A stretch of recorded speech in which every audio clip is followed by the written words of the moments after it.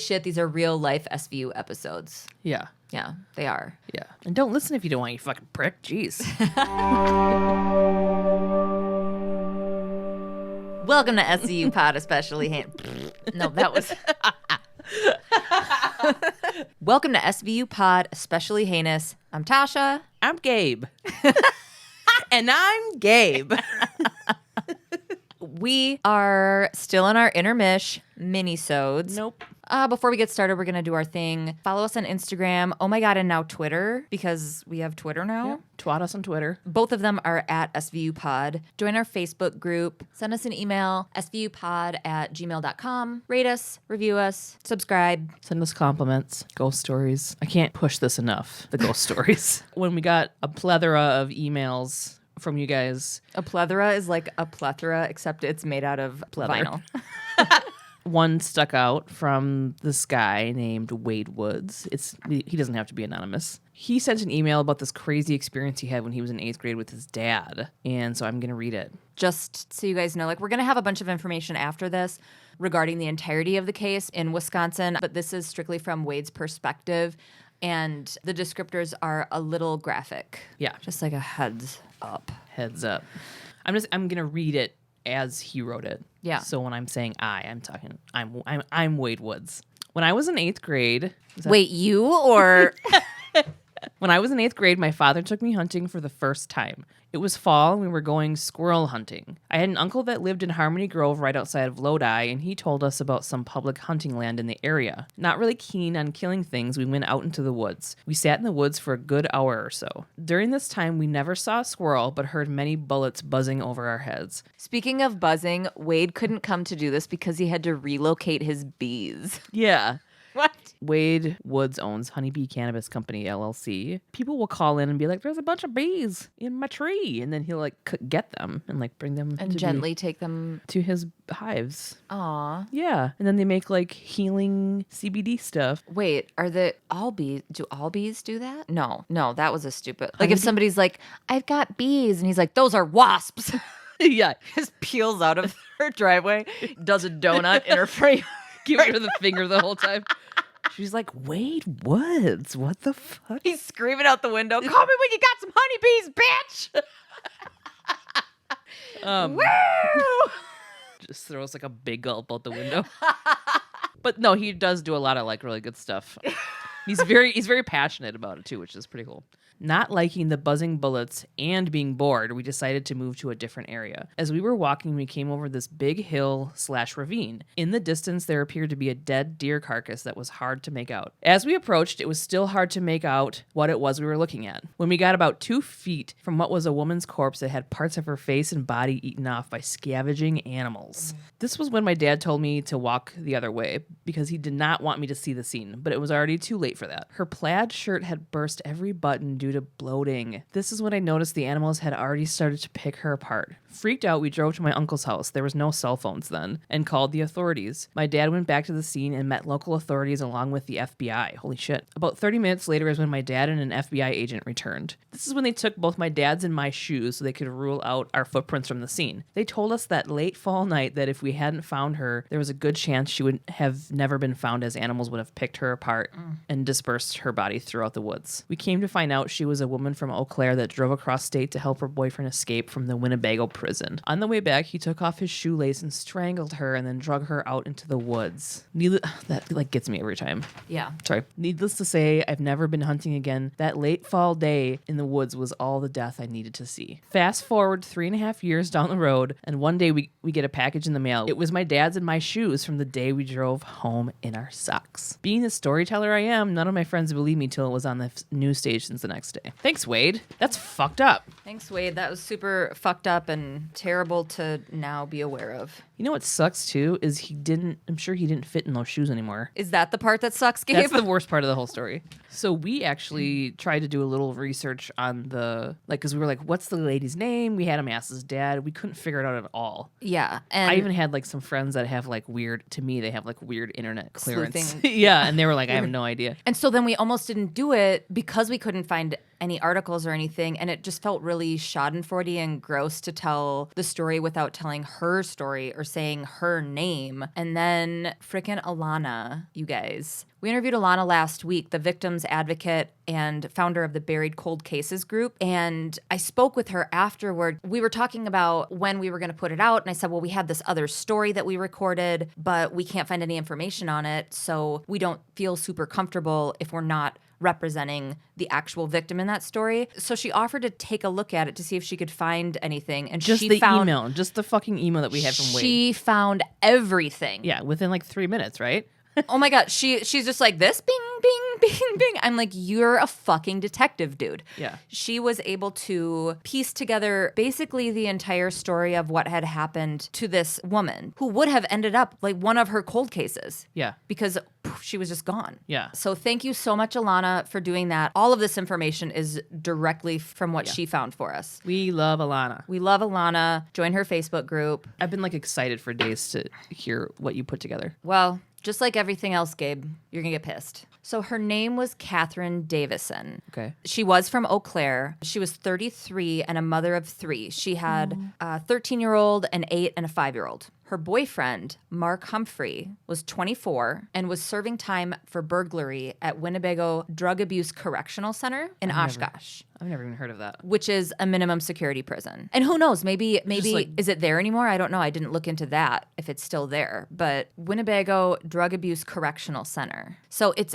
a prison. It's at the prison, but it was probably like a certain part of it. Oh, I wonder if that was like what Huber was. Remember Huber? Well, they snuck out of the prison. Minimum security is like the doors aren't even locked until a certain time of day. Huber was a work release jail. Huber is a program. It's not like one specific jail. You can get Huber from any jail. Oh, well, I had a friend that I was in art class with in high school that was on Huber. Yeah. And he would like bring his paper bag lunch from jail into class and he would like joke about the food. He's like, yeah, this is a bologna sandwich. My mom made it. Just kidding. An officer made it. Just kidding. Another prisoner made it. He had a mandatory release date of February 27th, 2000. oh, okay. Okay. Her ex-husband. So he was gonna be in there for a while. Well, it was 1996. The escape was September 29th of 1996. So he had a decent amount of time left, but like not if you turn around and then get charged with murder. It's not that much time. Yeah, oh, like 5. Yeah, it was like 5 years. Yeah, he had like 4.5 years left. I wonder what he did originally. Burglary. Oh, yeah. So Katherine's ex-husband, Lynn Davison, said that she had known Mark Humphrey for about 3 years. She and Lynn had been divorced for about 7 years. And her friend and neighbor, Misty Zempel, is quoted as to saying, she loved him to death. She would do anything for him. Speaking about Mark. Mm-hmm. Also, this is something that was throughout a lot of articles, but there was one that actually is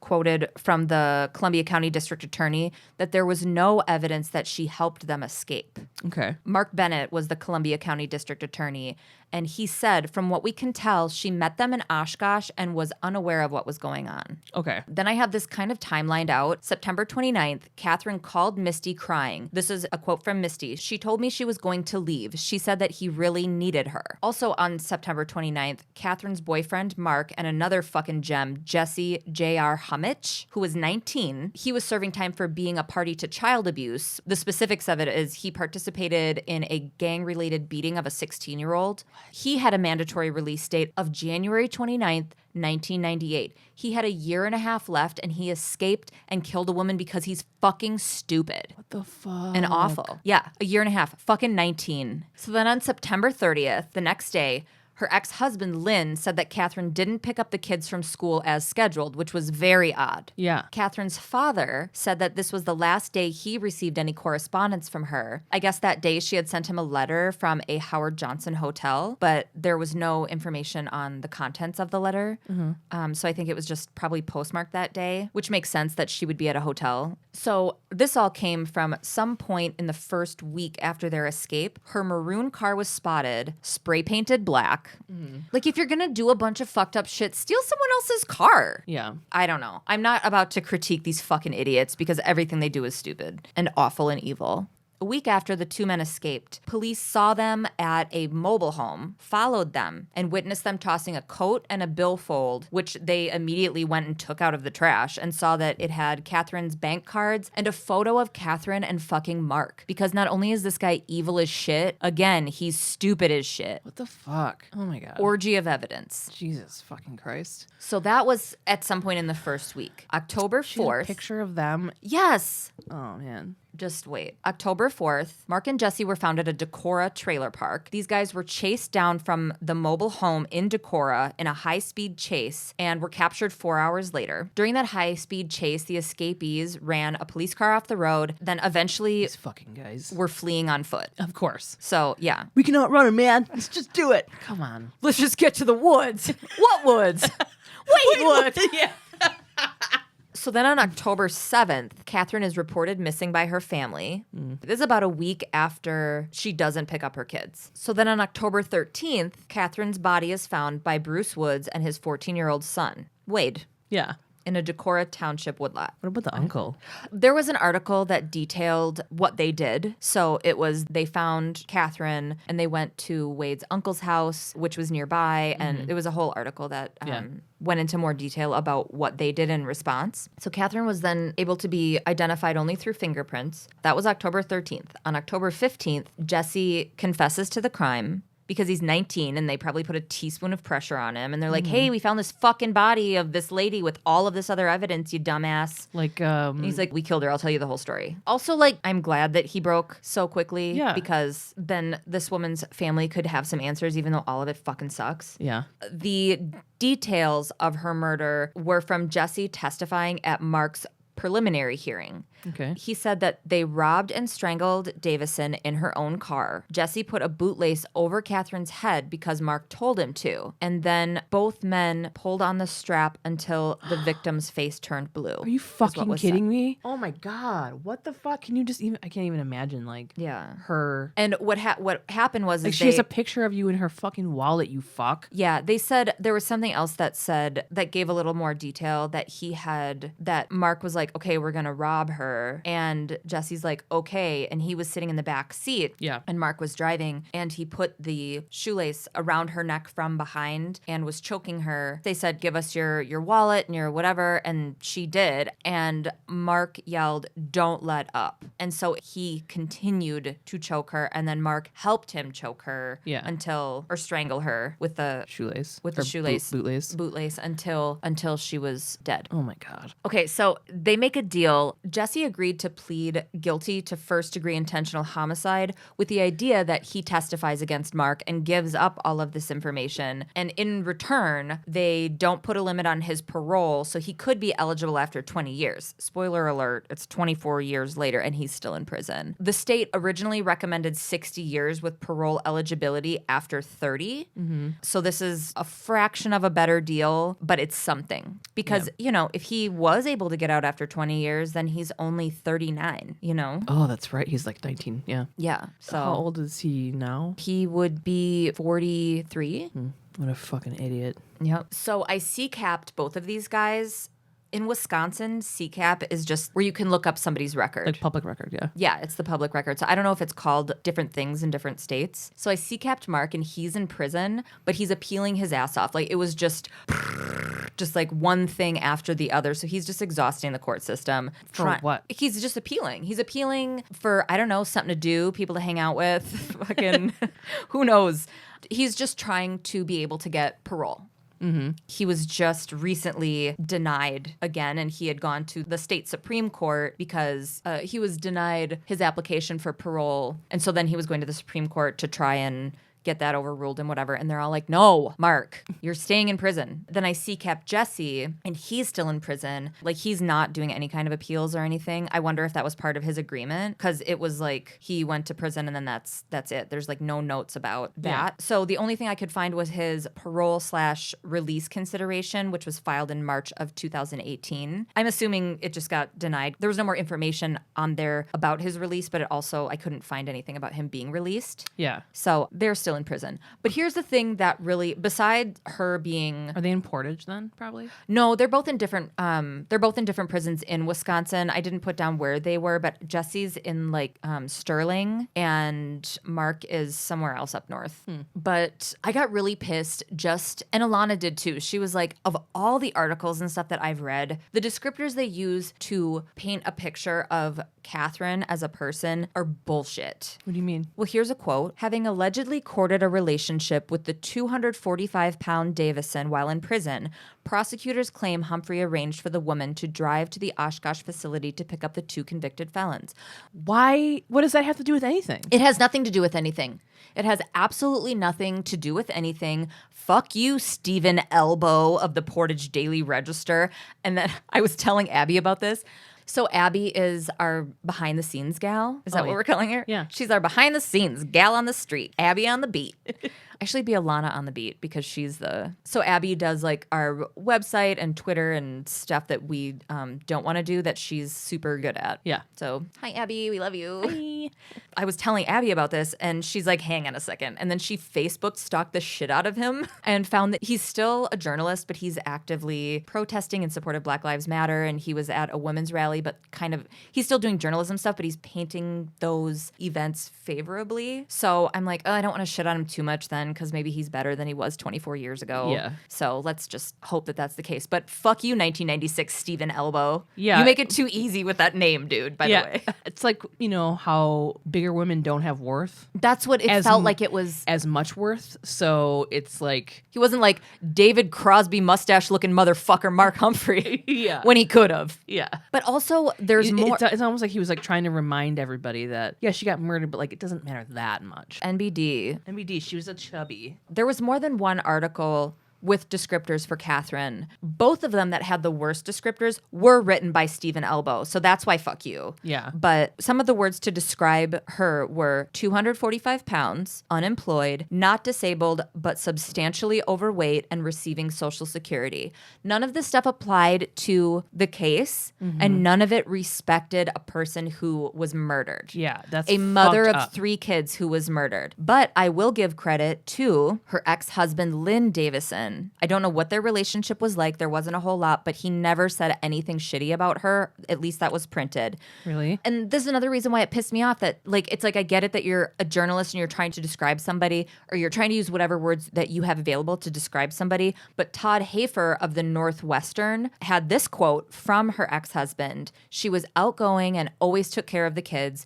She was always doing projects with them. And then he kind of went on to say other things about her disappearance. There were those descriptors too, that she was a devoted mother. Like that could have been. She was a human being. Yeah. Like just you know what I'm saying? Like, sure, those were words that were a part of her life, but were completely unnecessary. Yeah. That had nothing to do with her murder or really who she was, and don't honor her in any kind of way. Those types of words are used to minimize the impact of her life to and just death. like that's the kind of shit they use to discredit people in like court and stuff. Like, well, they can't, she's overweight, so she's this, and like, and she was on Social Security, but she wasn't disabled, so no, she got fucking murdered. Like, what are you doing? Yeah. Why are you doing this? Right. Why are you fucking doing this? Fuck those people. Fuck Yeah. them. What the fuck? Okay. But here's another. Sorry. So there was just some more from her ex-husband. They divorced in 1989, 7 years prior to this happening, like I said before. After Katherine was murdered, her ex-husband took custody of their oldest daughter, who was 13, and then the 8 and the 5-year-old went into foster care. What?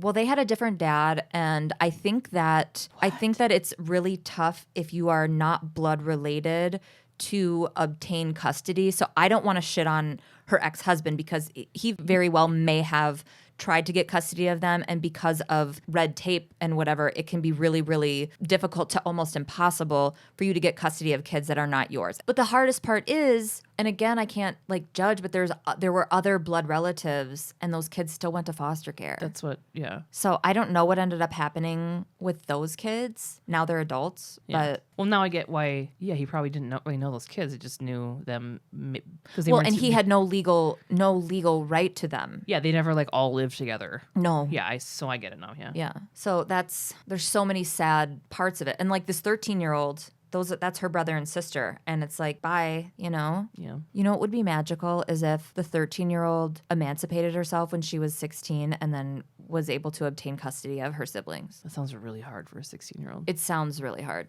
Well, I mean, it would be really hard, but maybe she figured out where they went and kept in contact, or can we look them up? oh my God, if we couldn't find this stuff, we're not going to find them. Well, if we have their names. We don't. Those are minors. There's no yeah. getting their names. Call Alana.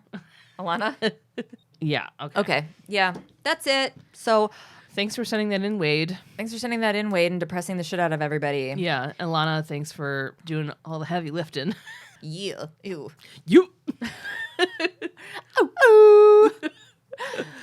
So next week we have, I know, I'm so pumped. we have an incredible story that we're going to have to break up into multiple parts. Yeah. Don't give them anything. No details, No hints. no hints. Just frickin' tune in because it's It's an insane series of events. So we're going to have another guest, and she's going to tell us this fucked up story. well, whatever. Love you. Bye. No. Oh, So we've got a website now. There's links to everything. So you can follow us on Instagram, follow us on Twitter at SVUpod, join our Facebook group, email us, svupod@gmail.com. that's it, right? That's it for now. That's what we've got for now. Yeah. All right. Love you. Bye. Bye. Love you. Bye. I'm too rattled to even think of a joke for that. Coffee? Yeah, Huh. it's fine. Looks like we're even. You're coffee rattled. I'm hungover. I'm not that bad anymore, though. I woke up at 6 and I was like, Gabe. and I drank some water. And I'm like, don't be a sloppy hungover mess. And she's like, I only ate a turkey croissant yesterday, so that's why I got super drunk. I'm like, oh, it's not because you stood in front of your fridge pounding Goldschlager. Ew. Ew. Oh, I feel sweaty. I think mammals. I wish my are 5-year-old animals. was here because he'd be like, a titanoboa is not a dinosaur, Mom. It's a prehistoric reptile. You dumb bitch.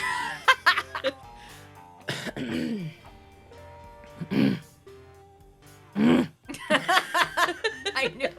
I was like, I'll ignore it. She'll stop. Then we made eye contact.